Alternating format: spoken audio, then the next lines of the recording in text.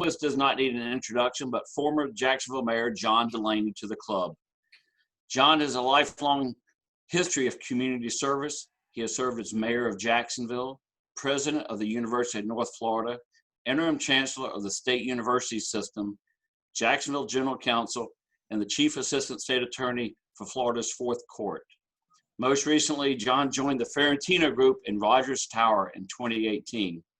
In this role, he provides both firms with invaluable knowledge and expertise on issues relating to local, state, and federal government, with particular expertise in the areas of education, the environment, business relocations, and economic development. John brings decades of experience working with Northeast Florida's most successful policy initiatives and has gotten to know a broad folks and officials across Jacksonville, the state, and across the nation. During his tenure as mayor, as you recall, John spearheaded numerous initiatives, but the biggest being the Better Jacksonville Plan. That was a $2.2 billion improvement plan that gave the city new public facilities and other amenities. John also created the Preservation Project, a massive land conservation program giving Jacksonville the distinction of the largest park system in the United States.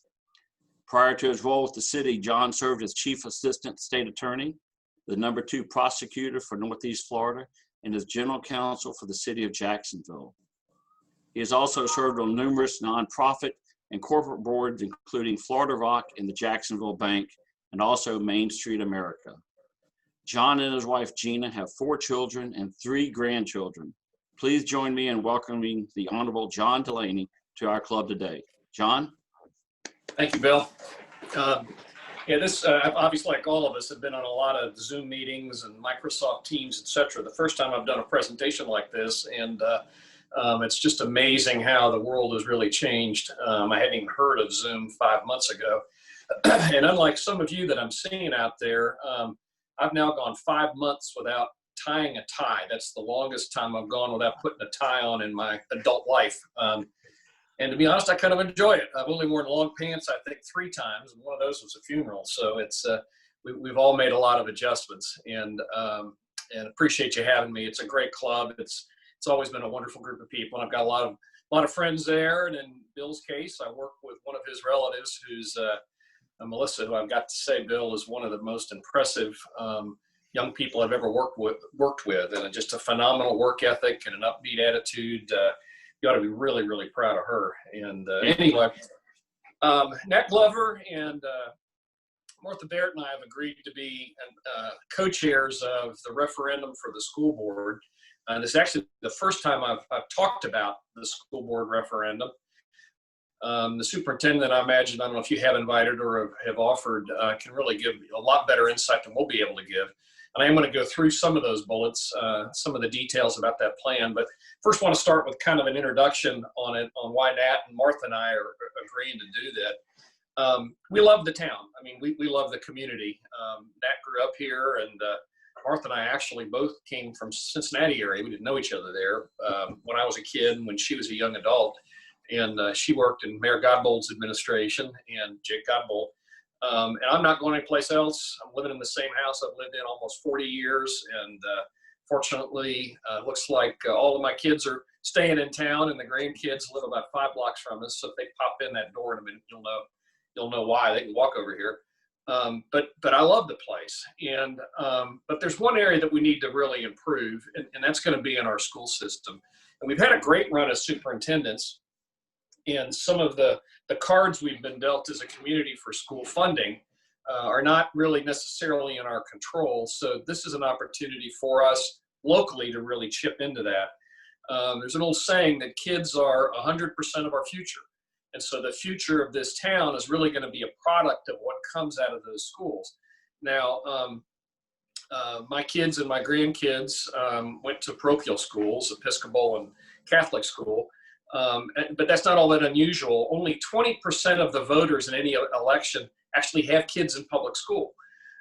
So those 20% are very interested in how the public schools do, but that's a temporary window. Mine are now grown. Some go to charter schools or private schools, etc. But that 130,000, 135,000 kids that are in the public school system, that's the future of this town. If you've got a business or you work in a business, the quality of this education is going to directly impact your business because it directly impacts the community. And that's why Nat and Martha and I are really, really sort of passionate about why this is particularly important. Economic development of this town, businesses coming to this town, businesses growing in this town. It's all really tied to the education of the kids. When I first got involved with city government, a lot of the workforce needs were really being handled by the community college. You'd call them up and they could come up with a program for a few weeks to provide, welders and things like that. And now really, the last 10 years or so, a lot of the questions are what the universities are able to provide or how educated are the citizens in the town. And to really be able to get a good collegiate degree, you've got to have a good high school platform to really build on. And not everybody needs to go to college. I'm not saying that at all. In fact, two of the wealthiest people in town did not go to college. And Herb Payton and Wayne Weaver did not have a college degree. So you could do well without it, but it gives you a leg up. If you get to that, you're going to make an average of $30,000 more per year if you have a college degree than just a high school diploma. That gap's even wider if you don't have that high school degree. So really, you're going to make a good $1 million to $2 million more in your lifetime if you go ahead and get that education. It's really a distinguishing component on average when you look at across the board. I used to have a discussion with then Governor Scott, now Senator Scott. He used to say you go to college to get a job. And I said, well, maybe. My wife has 2 college degrees, and her second one was as a nurse. But when I got elected mayor and we had our 4th child and we were helping to raise a niece and a nephew for a total of 6, she quit. And I said, Governor, isn't it really good to have an educated, well-rounded citizenry? It makes all kinds of decisions to help elevate the local economy. And so that's really by extension why we think it's a really important kind of a contribution. The school board has 5 elements of a strategic plan, and they're very easy to bullet. The first is to decrease the number of low-performing schools. The schools get a grade now. For better or worse, they get a grade now. And they want to decrease the numbers that are classified that way. You want to increase the amount of literacy. And my mother used to have a line when we were little kids. She says, if you can read, you can do anything. You can operate a tractor, you can become a brain surgeon, and literacy is really fundamentally important. Third is to increase the rigor of what goes on in a classroom. And I look back, I had a chemistry teacher when I was in high school at Terry Parker, that you talk about somebody that just mailed it in, and just didn't do anything on it. And we really need to improve the rigor every single year. No matter how good you are, you got to try to do it better in the following year. The 4th is to recruit and retain quality employees, which all of us have dealt with in our various aspects of the life. The 5th is facilities. And the reason the facilities are important is multiple, and we'll sort of touch on this. One is that Duval County, Jacksonville, has the oldest school buildings in the entire state of Florida. There's some reasons for that I'll go into in a minute. But just to give you an example, Orlando, Orange County, those schools are about 20 years old. Palm Beach, 21. Broward, Fort Lauderdale is 28. Pinellas, St. Pete is 32 years old. Hillsborough, Tampa is 33. Miami-Dade is 33. Duval County is 44 years old. And that's, pre-internet. So many things have changed since then, even the way we build schools and build buildings. And some schools, if you can believe this, you can drive around, you see new schools. That means if you're seeing a new school, there's another school that is 88 years old, because the average comes out to about 44. We actually have a couple of schools that are 100 years old in this county. Now they built them to last back then, but they're out of date in terms of how you provide school curriculum anymore. Now, why is the reason for that? And there's a couple of reasons. In the 2008 recession, the government faced massive cuts. And I've talked about this at this club before, because I talk about it at every Rotary when this aspect comes up. The state of Florida basically had about a 1/5 of its operating income disappear overnight with the 2008 recession, as did a lot of us. A lot of us had it even worse. A lot of businesses went under. But if you've got an operating business, you can kind of deal with the reduced demand.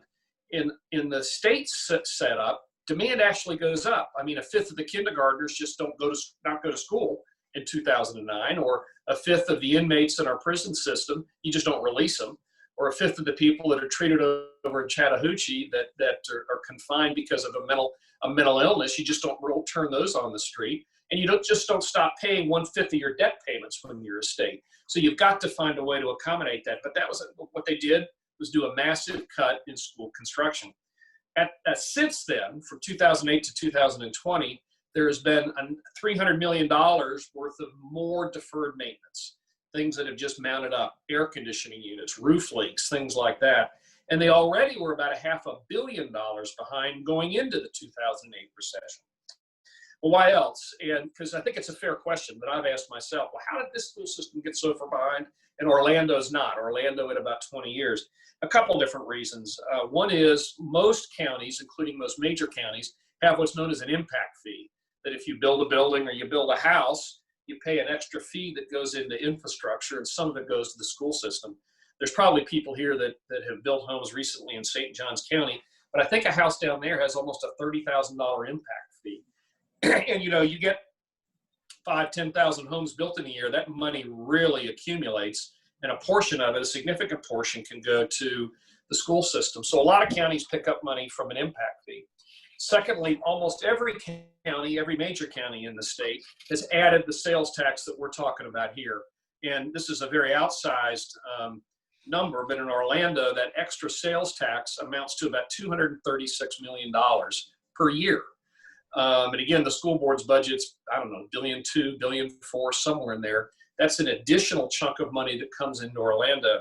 They have about $73 million in impact fees. So over $300 million a year extra goes in Orlando that we don't have in Duval County, because we don't have either one of those sources. Other counties have various amounts, 25, 30, $40 million a year. But over a period of time, it really would have allowed us to catch, as a community, to catch up on the infrastructure needs of the school system. So what the districts do is they fill that gap with local money, either that impact fee on new construction.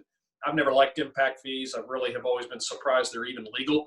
But the courts have found those things to be legal. Why somebody that builds now has to pay a fee when somebody who built a few years ago doesn't have to pay it has always made me scratch my head. But it's an income source for the school system. But they also, most of these school districts have this local half-cent sales tax that goes into the school capital fund. When you do a sales tax in Florida, it can only really go to capital or to construction. So the totals amounts are to deal with repairing, renovating, safety, technology, and construction of some new schools. As I said, there's about $1 billion backlog, and some of those plans are to go into, a lot of those older schools were built very small, and that there's some schools that need to be closed and consolidated into bigger schools that are more efficient. You've got one principal, you've got a centralized system to process paperwork and those kinds of things, as opposed to having them all diverse. Safety and security. When my oldest son started kindergarten, my wife was looking around to visit schools and get a sense of it. So she went to Neptune Beach Elementary. She and my mother-in-law was alive then, and they go in, they go into the office, and they said, can we see a kindergarten class? And they said, yeah, just down the hall on the end, go ahead and help yourself. Now, can you imagine that today with what we've seen with school shootings and some of these other things? There's really, it's beyond a demand to make sure that schools are safe and secure. And the old ones aren't. The old ones weren't built with that concept in mind. It was, you could just walk in and walk down the hall. And I kind of wish we still had those days, but that's what's not going on. There are a lot of students that are in portables. And when I went to become president of the University of North Florida, we had a ton of students and faculty that were in portables. And my goal was to get ahead of those. And it took 10 years. We received, $250 million, $500 million worth of construction money from the state to finally get ahead and get away from those portables. And a lot of it is just the lack of professionalizing of the educational environment. When we did the Better Jacksonville Plan tax in 2000, it was said to me, and I haven't been able to ever verify this, so I want to put that footnote, that almost half of the school tax, that extra tax for the Better Jacksonville Plan referendum, came from people that didn't live in Duval County. That was tourists, business visitors, people driving through, and also people, frankly, that live in the surrounding counties. That many of the big purchases and a lot of the employment of people that live in Baker, Nassau, Clay, St. John's, They live and work and buy things in Duval County. So the local citizens are kind of getting a 2-for-1. My gut is it's less than that half. I know that at least 20% is paid by visitors. Finally, finally a couple points. Research has shown educators that place matters. The building, the setting, the environment really matters. I kind of feel it in the church. That doesn't mean you can't pray in your backyard or something, but the place can really matter, can help kind of elevate your prayers if you're a praying person. And a place matters in terms of providing an education as well. And I mean, there's no questions that people have been taught in dirt huts and no windows and log cabins and those kinds of things.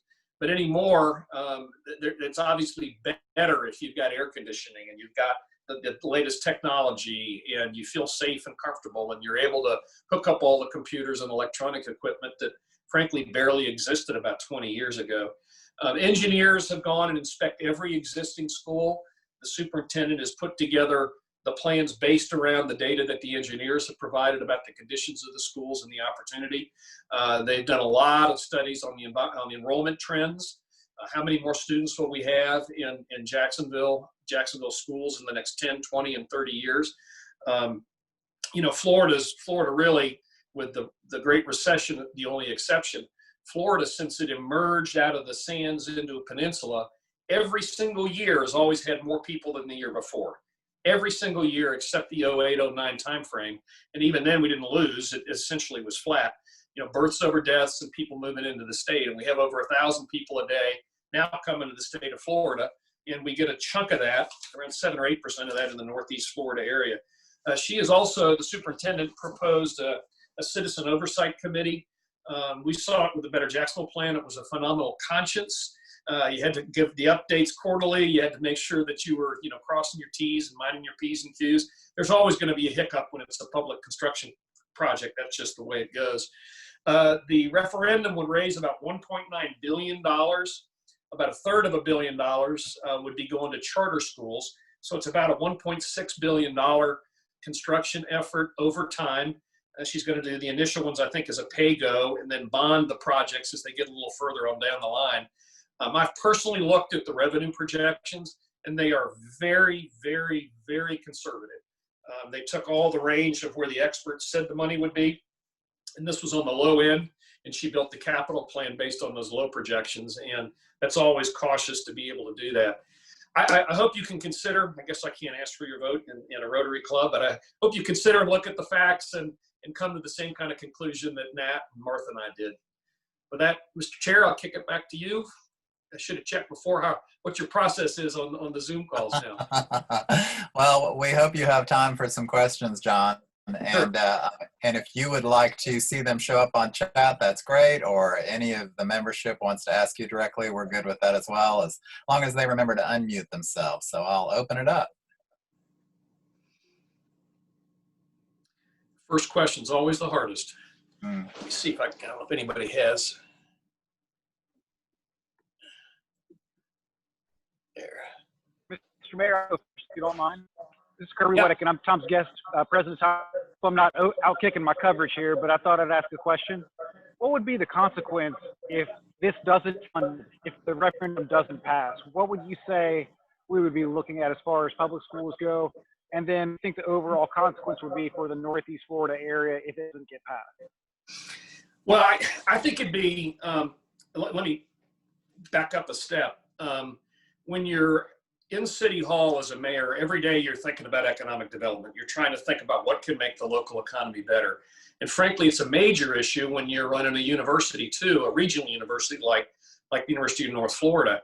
And you're always trying to respond to what those needs are. Absent 100 and, you got 10, 15,000 students graduating from high school every year.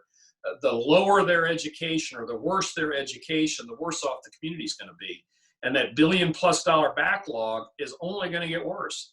And there were some pictures last year. I'm not one usually to do, bring slides and things. And some of these things would really be illustrated well that way. But there are schools where the air conditioning is barely working. Phenomenally inefficient use of electricity. The utility bills are much higher than they need to be. Cracks in the plaster, leaks through the roof. And, you know, you think, well, you just go and patch that. Well, when you've got almost 200 school buildings and sets of portables and et cetera, not school buildings, schools, because some of them are multiple buildings that are attached, it just keeps compounding. And I think we'd have kids that would flee the schools. Right now, you know, St. Johns County, the northern portion of the county, is growing rapidly, massively, and it's largely because of the attraction to many middle class and upper middle class people that can afford it to the school system. And I know that my dad was with General Motors, and so we moved every couple of years when I was a kid. And what my mom would always do would be to go to those towns, and they primarily were up in the Midwest. There, the school districts are tied to the city. So every little suburban city in most states had its own school system. I lived in a little town outside of Cincinnati called Wyoming that had 7,000 people in it, and we had our own K-12. So they would go around and say which school system had the best schools, and that's where they would go to buy a home. And often it was a higher tax rate, which my parents, as conservative as they were, my dad in particular, they were not afraid to pay that higher tax rate to make sure that that K through 12 system was a quality school, even though they frankly knew that they may only be there 3-4 years, which we did. But I don't think the future is great for Jacksonville if we don't fix this problem. And if there's one individual problem that we need to really deal with in Duval County, it's our K through 12 school system and make it better. You know, teachers at UNF, we had a college of education that supplied a large number of teachers to the school system. By no means, you know, even half of the school teachers, but there still are people that love to teach and that love kids. And one of the things I've seen with this virus, with the stay-at-home orders, with my grandkids, they brighten up when they're on a Zoom call with their kids in school. I mean, it's amazing how happy they are to see their schoolmates. And the teachers, they actually have gone by their houses multiple times to kind of visit in the driveway, how much they miss their kids. And we really need to invest in that in the community. And I'm not one that likes higher taxes, because I'm getting towards the retirement age. I'd love to see the doggone things lowered. But I'm perfectly willing to see this investment in this town to try to make really our future, and my kids and my grandkids and my great grandkids have a better environment to grow up in. Great. I've got a question. This is Larry Cavallero. Yes, sir. I'd like to ask, do you think we're getting our fair share of the Florida lottery? Jacksonville's never gotten its fair share of any damn thing coming out of Tallahassee, to be honest. But I think the lottery is pretty formulaic. That may be a better question to ask the superintendent. I know the university system, it also got a chunk of lottery money, and it was pretty much a formula that was based on enrollment, which was pretty well acceptable. So if you ever get the superintendent here, she can probably give you a better feel. But I wouldn't doubt it. I'll put it that way. We had to fight for everything. And, you know, one of the problems that we face, you know, the Chamber of Commerce every year goes and visits another town, and you kind of spend 3 days and come back with things that we may be able to steal. And it's always a good exercise. Indianapolis, a terrific town. Nashville, a terrific town. Charlotte, a spectacular town. But one of the advantages they have is they're the major city in those states. And, you know, we're fifth in the pecking order. You know, we're always going to lose to Miami-Dade, Palm Beach, Broward, Fort Lauderdale, Hillsborough. You could argue we're sixth in the pecking order because Orlando's now slipped ahead of us population-wise. So we've never really gotten it, and we've done very well on our own because that's what we've tried to do. Got one question on the line. Should the sales tax pass, would that mean we would never increase the millage earmarked for schools that would never implement impact fees? Nobody can ever promise on impact fees, although no mayor has been interested in it in the past. You can't make that promise in the future. The millage is interesting. The millage is not set by the local school board. And the state, this is rough, the state gives about half of it from the state's revenue.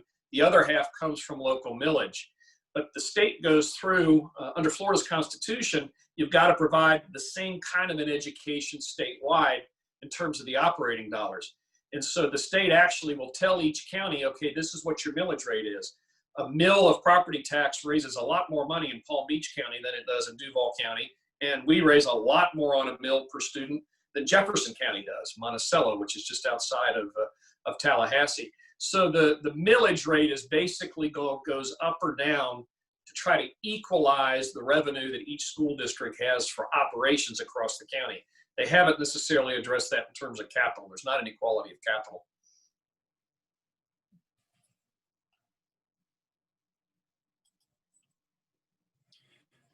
So John, with regard to planning for school structures, are you noticing any coronavirus related planning in the works that that may be forecast?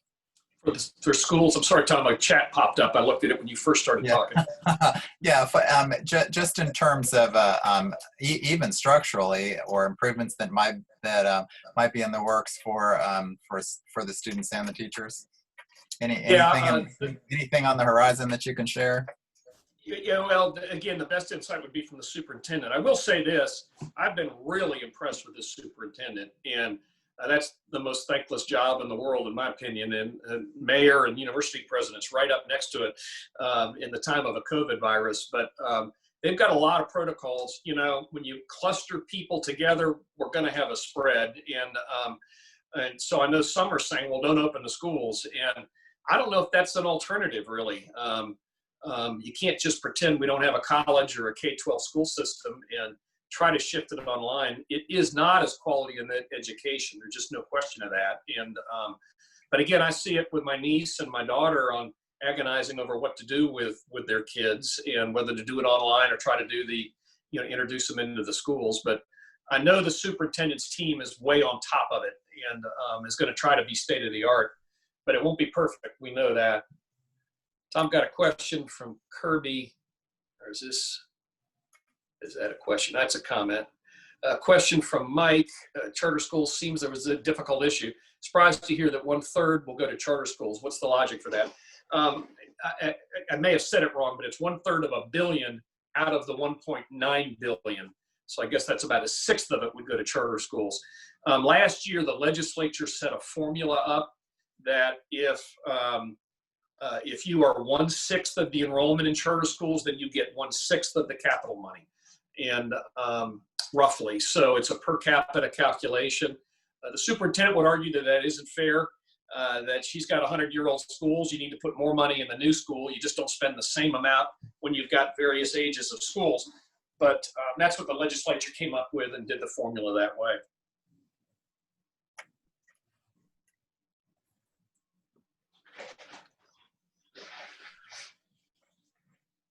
Okay. Anybody else got any comments or questions here?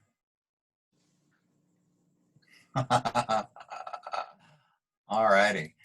Thank you very much, John. That was very well done. I think that everybody has a lot to think about. I also wanted to let you know that we'll be making a contribution in your honor to the Rotary Foundation to end polio. Thank you very much. Appreciate that, Tom, and thanks for having me back to the club, everybody.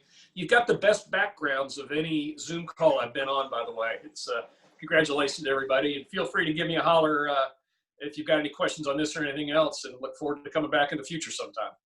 Perfect. Thank you, John. Bye-bye. I'd also like to thank Parker and Lynn and Warner and Vicki, Lynn, and Bill for help with today's meeting. I want to remind everyone of the obvious, to exercise your right to vote today and make that happen.